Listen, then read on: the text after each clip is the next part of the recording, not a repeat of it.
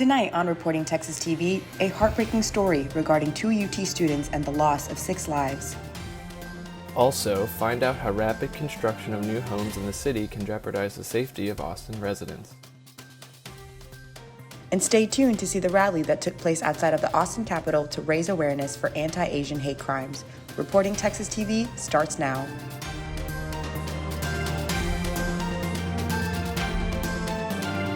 Good evening, I'm Joshua Gray. And I'm Atulia Rajkumar reporting from Austin, Texas. We have disturbing news today. 2 former UT students committed a murder-suicide pact, killing their family of 5 and their grandmother.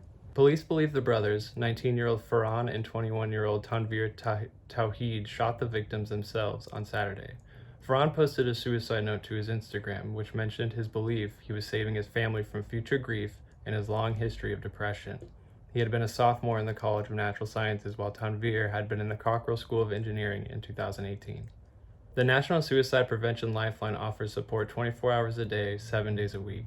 If you need help or feel someone you know does, please call 1-800-273-8255. You can also text HOME to 741-741. With the increased rollout of COVID-19 vaccines, many are looking forward to a post-pandemic future. But while the vaccines are effective against the physical effects of the coronavirus, they may not be able to repair the damage done to mental health. Reporting Texas TV's Bryn Hersfeld has more on the lasting effects of a year in isolation. Isolation has taken a toll on UT neuroscience student Sarah Stoffel. She feels she has changed as a student since the start of the pandemic and struggles to find motivation to work. I mean, I just do the same thing over and over every day, and nothing excites me, and nothing is fun, and I'm just, depressed because all these people are dying. The CDC reported a significant increase in anxiety and depression symptoms among adults in late 2020 and early 2021, but adults are not the only ones affected. Child and adolescent psychologist Dr. Janie Black has seen a rise in depression and suicidal thoughts among her patients. Oh my God, I can't get to the grocery store. I can't even go wash my car. I can't go shopping. I mean, yeah, it's annoying. It's frustrating. It's inconvenient. But you know who's really suffered? Our kids have suffered. They've taken the hit. Since opening, UT's vaccination hub has administered almost 65,000 doses of the vaccine to UT students, faculty, and Austin community members. But the vaccine does not necessarily mean a return to normalcy. The anxiety is going to go down, but it's not going to go away because this is not going to go away anytime soon. However, UT rhetoric and writing student Maya Kabrasawan looks forward to returning to in-person classes once more people are vaccinated. Because being a student is such a big part of my life, having it all be online is a really big mental shift that I've had to do, and online learning just does not work for me. And Sarah Stoffel sees a light at the end of the tunnel, an opportunity to spend time with her friends again. I'm super glad that all of my friends and myself have been overly cautious, but it's I want to hug my friends again. In Austin, Bryn Hersfeld, reporting Texas TV. The university plans to have a significant portion of classes face-to-face in the fall. Some universities have explored the possibility of requiring vaccination, but Texas and other states have taken action limiting these universities. Governor Greg Abbott announced Tuesday that all state agencies and any state-funded organizations are banned from requiring proof of COVID vaccinations, or as some are calling it, vaccine passports. Government should not require any Texan to show proof of vaccination and reveal private health information just to go about their daily lives. That is why I issued an executive order that prohibits government-mandated vaccine passports in Texas. According to the CDC, 17% of the Texan population are fully vaccinated. The state has also administered 13 million doses as of April 6th.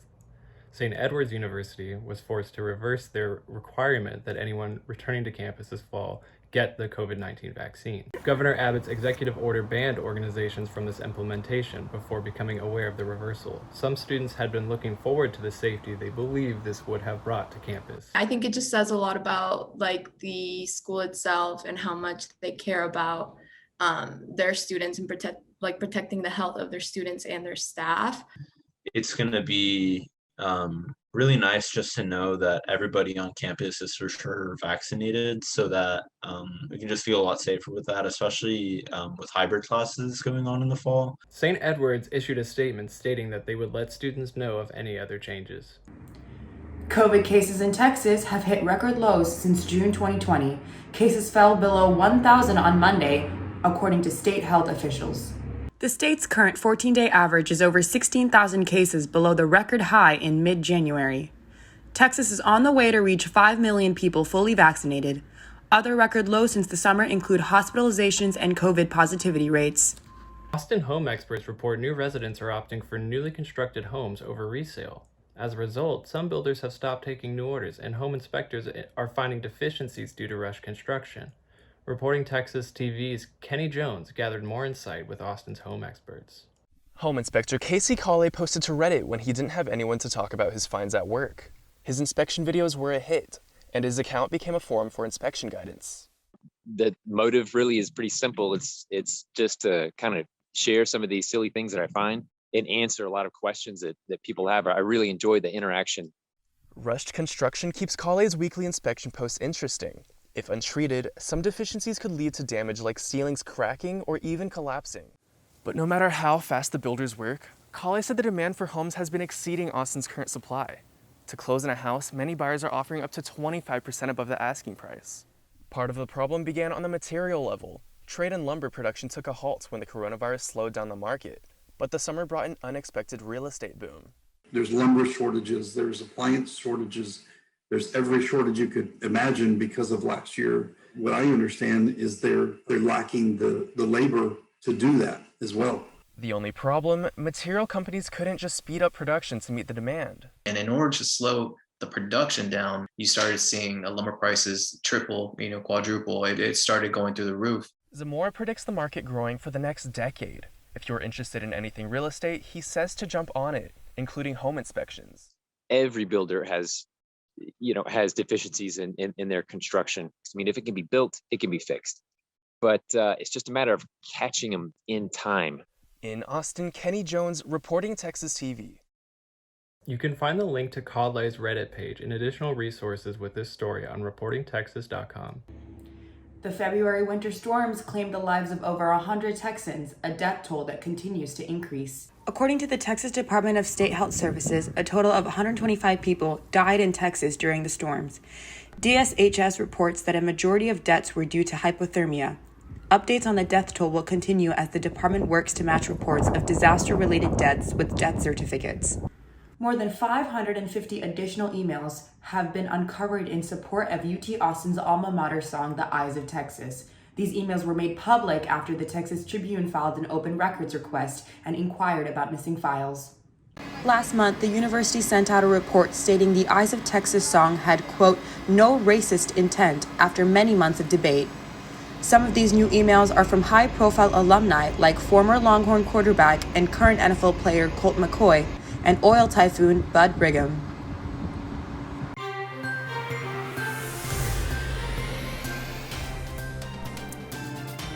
Coming up, hundreds gathered in front of the Austin Capitol to spread awareness on the topic of anti-Asian hate. Organizations like We Are Blood are mobilizing community blood donations in order to aid the nationwide blood shortage.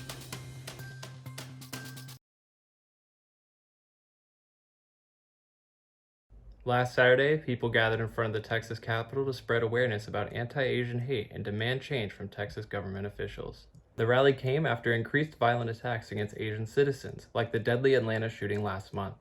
People who attended the rally were encouraged to speak on any discrimination they have experienced. The public came together to support the Asian community, including members of the NAACP. The city of Austin has begun searching for a new Austin Police Department chief, and many look forward to bringing in new policies with the new chief. Former Police Chief Brian Manley announced his retirement in February, with former APD Assistant Chief Joe Chacon serving as interim chief.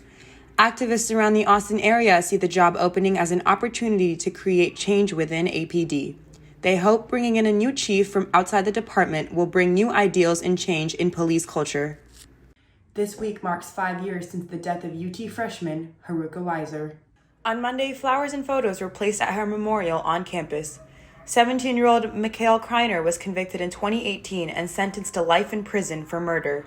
The nonprofit group Safe Horns has since called on the university to implement more safety measures. The university says it has spent $13 million to improve security on campus.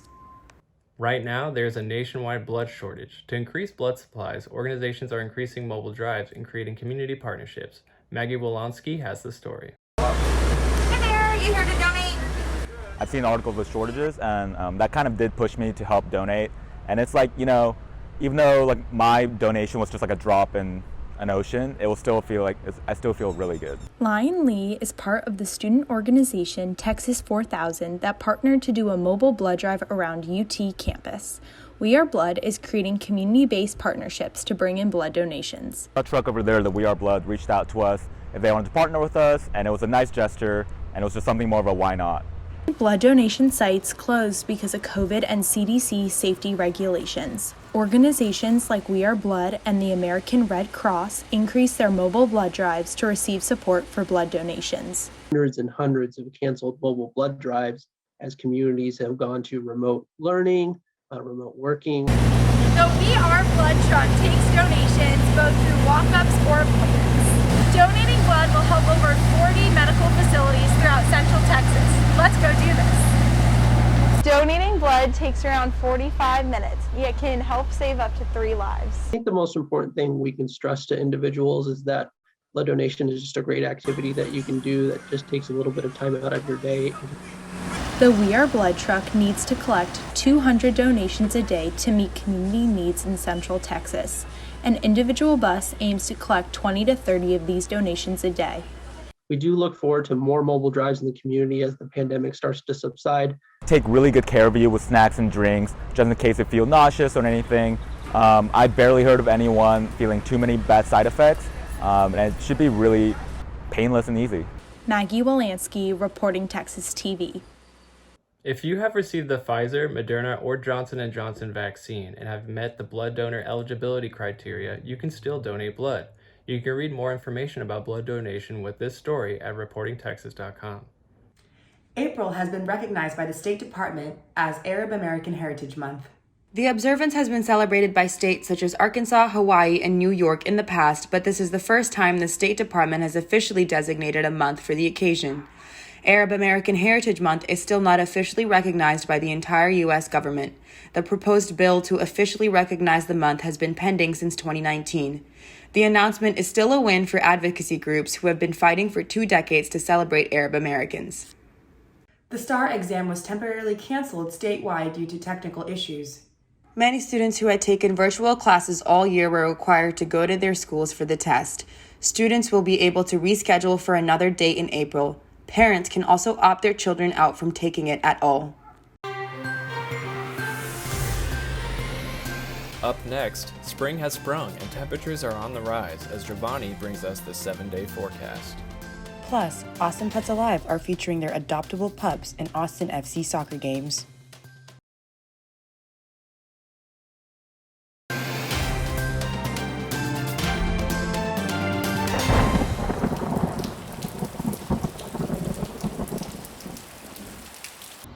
Hello, welcome back to Reporting Texas TV. I'm Giovanni Ledette, reporting from Austin, Texas, where things are starting to warm up. People are putting away their jackets as Austin reaches the 90s this week. This morning's dense fog advisory has ended, and it will continue to be a hot and humid day for Central Texas. The rain showers have officially cleared from earlier this week. Today, we are experiencing a high of 90 degrees and a low of 61 degrees later this evening.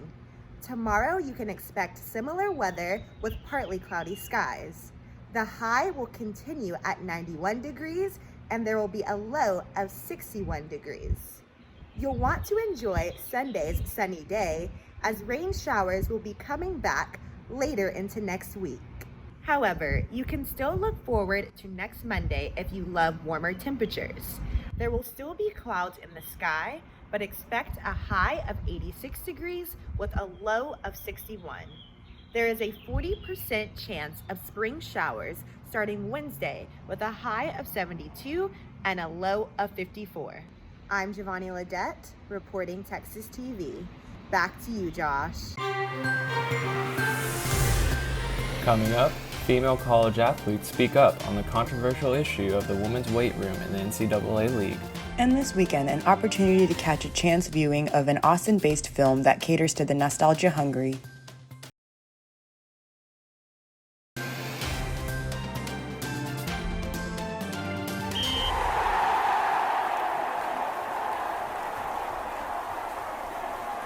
Welcome back to Reporting Texas TV. I'm Dominique Lavigny, reporting from the sports desk in Austin. Texas senior Tara Davis broke another college long jump record at Texas Relays on March 26, with a leap of 23 feet, 5 1/4 inches. Davis's jump topped Jackie Joyner's record of 22 feet, 11 1/4 inches, set in 1985. Davis already qualifies for the Olympics and hopes to compete in Tokyo in this year's Summer Games. This Friday marked the end of March Madness as the NCAA tournament drew to a close. This year, the inequities between the men's and women's tournaments received greater attention after photos and videos highlighting the disparities in the women's facility surfaced. Now students at UT are advocating for change in women's sports. Clark Dalton has the story. One of the big storylines in the women's NCAA tournament were not buzzer beaters or upsets, but a weight room with one set of dumbbells. This one tiny little section with weights that, what did they even go up to, like 30 pounds or something? It was almost a slap in the face. Hannah Burbank is a former soccer player at the University of Texas, El Paso. She says some locker rooms and stadiums were small, but nothing like this. Others say it's not a first. It's a good thing that the TikTok's getting popular and like gaining attention because it's been going on for years and nobody's been saying anything. The NCAA dropped the ball in other areas as well. The men had a buffet, while the women had one prepackaged meal. These relate to issues of funding. According to the NCAA, the women received $14 billion, while the men received $28 billion from the NCAA. However, if the NCAA continues this practice, they could miss an opportunity. According to the accounting firm Deloitte, women's sports are about to eclipse $1 billion in global revenue. It's like the NCAA are going to have to start realizing that investing in like women's sports doesn't hurt anybody. Hopefully in response to this, they will really capitalize on the fan bases that they haven't really been catering to. Johnson says at UT, the University Sports Business Alliance speaks directly to executives from sports organizations to increase viewership of women's sports and opportunities in the industry post-career. Hannah Burbank hopes this will open more doors. Show put some respect on my name, and I think it's something that a lot of people kind of have to take into consideration, especially kind of women going into this industry. In Austin, Clark Dalton, reporting Texas TV. The UT Sports Business Alliance will team up with the Sports Management Department on April 12th to launch the department Playing the Long Game. The program will focus on diversity in the industry and seeking new investment opportunities, including women's sports.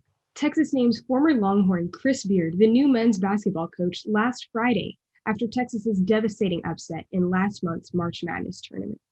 Beard led Texas Tech to the 2019 NCAA championship game and the 2018 Elite Eight. Longhorns hope that Beard can turn the program into one of the country's elite. Former Longhorn Jordan Spieth is among the favorites to win the Masters after a triumphant win at the Valero Texas Open last weekend. Spieth secured a two-shot victory with a final score of 18 under par. His win comes after 82 events on tour without a single win. Spieth won the Masters at Augusta National in 2015, the second youngest golfer after Tiger Woods to do so, and he hopes for another victory on Sunday.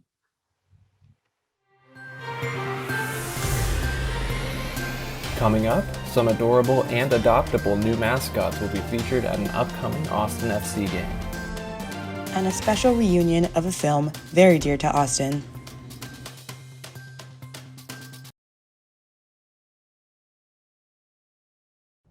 Cute adoptable dogs from Austin Pets Alive are going to be put in the spotlight at Austin FC soccer games. Each home game at the new Austin FC stadium will feature a dog from APA that will be an honorary mascot. The Austin FC team, that's kind of their first priority in choosing APA as their honorary mascot is to be able to be a voice and a platform for these animals, and so we're just absolutely grateful for that kind of support. Horstman says to look on Austin FC and APA social media to learn more about the featured dogs each game. Make sure to see Austin FC and their honorary furry mascots at their first home game scheduled for June 19th. If you want to feel nostalgic this weekend, the Blue Starlight Drive-In and Alamo Draft House are partnering to host a cast reunion of Dazed and Confused starting this Saturday. Matthew McConaughey, director Richard Linklater, and more will discuss the making of the film through a Zoom recording with special host Jack Black. Blue Starlight will screen the reunion along with showings of Dazed and Confused through May. Thanks for joining us tonight on Reporting Texas TV. If you would like to check out any of our stories or newscasts, please visit reportingtexas.com. We'll see you next Thursday. Good night.